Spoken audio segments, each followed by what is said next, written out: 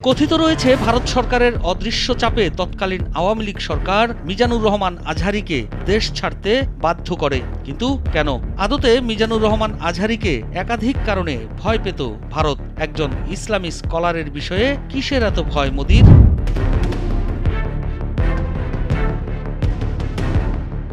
দীর্ঘ ৪.৫ বছর পর দেশে ফিরেছেন জনপ্রিয় ইসলামী আলোচক মাওলানা মিজানুর রহমান আজহারী। আজহারীর দেশ ছাড়ার প্রসঙ্গ নিয়ে একাধিক সূত্রে জানা যায়, ২০২০ সালের জানুয়ারি মাসে আজহারীর এক মাহফিলে ১২ ভারতীয় নাগরিকের ধর্মান্তরের একটি ঘটনা নিয়ে ব্যাপক আলোচনা সমালোচনা সৃষ্টি হয়। তৎকালীন আওয়ামী লীগ সরকার ভারত সরকারের অদৃশ্য চাপেই আজহারীকে শেষ পর্যন্ত দেশ ছাড়তে বাধ্য করে।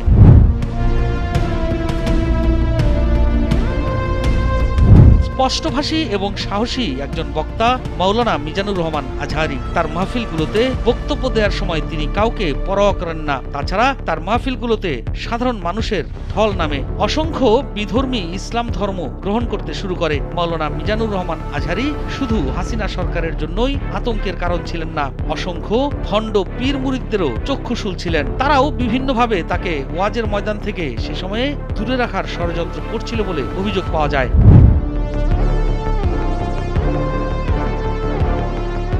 ২০২০ সালে জয়পুরহাটে এবং লক্ষ্মীপুর মাওলানা আজহারীর দুই মাহফিল ব্যাপক আলোচনার সৃষ্টি করে। ভারত থেকে ১২ সদস্যের একটি হিন্দু পরিবার আজহারীর লক্ষ্মীপুরের মাহফিলে এসে ধর্মান্তরিত হয়। ওই সময়ে পুলিশ ১২ জনকেই আটক করে এবং তাদেরকে ভারত ফেরত পাঠায়। এরপর তৎকালীন আওয়ামী লীগ সরকারের ধর্ম প্রতিমন্ত্রী আজহারীকে জামাত সংশ্লিষ্ট বলে ট্যাগ দেন।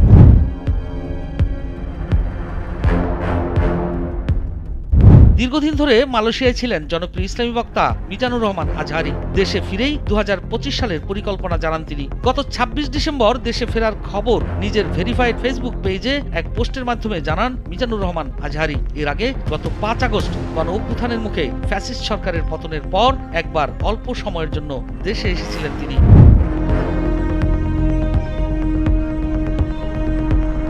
ফেসবুকে দেওয়া পোস্টে মিজানুর রহমান আজহারী বলেন, আলহামদুলিল্লাহ, নিরাপদে দেশে এসে পৌঁছলাম। দীর্ঘ ৫ বছর পর বাধাহীনভাবে আবারও প্রিয় মাতৃভূমিতে তাফসিরুল কুরআনের মহতী আয়োজনে অংশগ্রহণ করছি। উদ্বোধনী প্রোগ্রাম হিসেবে কক্সবাজারে পেকুয়ায় মাহফিল করেন আজহারী। ওই মাহফিলে ১৫ লক্ষাধিক মানুষের সমাগম হয় বলে ধারণা করা হচ্ছে। একজন ইসলামী বক্তার অনুষ্ঠানে মানুষের এমন বাঁধ ভাঙা জোয়ারই আজহারীর বিষয়ে ভারতকে ভয় ধরিয়ে দিয়েছিল বলে মনে করেন সচেতনরা।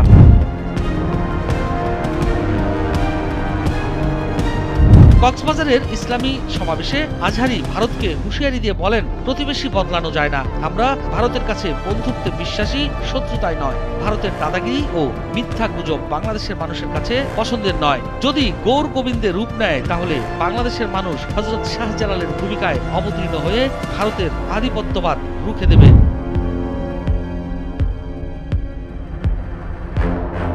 আজহারীর দ্বিতীয় মাহফিল হয় যশোরে। সেখানেও জমায়েত হয় আরো বেশি মানুষ। আজহারী তার বক্তব্যে বলেন, ইসলামের আলোকে সংসদ ও দেশ সাজাতে হবে। কোনো জঙ্গিবাদ, সন্ত্রাস সৃষ্টি এই দেশে হতে দেওয়া যাবে না। ১৫ বছরে দেশে প্রচুর লুটপাট হয়েছে। অন্য দেশ উন্নয়ন করতে ব্যস্ত, তখন আমার দেশের সরকার লুটপাটে ব্যস্ত থাকে।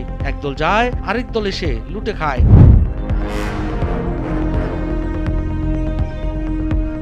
তরুণদের আইডল, সুশিক্ষায় শিক্ষিত তরুণ বক্তা, ইসলামিক স্কলার মাওলানা মিজানুর রহমান আজহারী। তিনি অল্প কয়েকদিনে সব শ্রেণী পেশার মানুষের কাছে ব্যাপক গ্রহণযোগ্যতা অর্জন করেছেন। আজহারীর এই জনপ্রিয়তাকে ভয় পায় ভারত, এমনটাই ধারণা ইসলামী চিন্তাবিদদের। বাংলাদেশে আজহারীর ফিরে আসা এবং জনতার ঢল আবারও ভাবিয়ে তুলছে ভারতকে। ভারত ফেরত অনেক বাংলাদেশি সেখানে এই ধরনের আলোচনা শুনে এসেছেন বলেও জানা গেছে।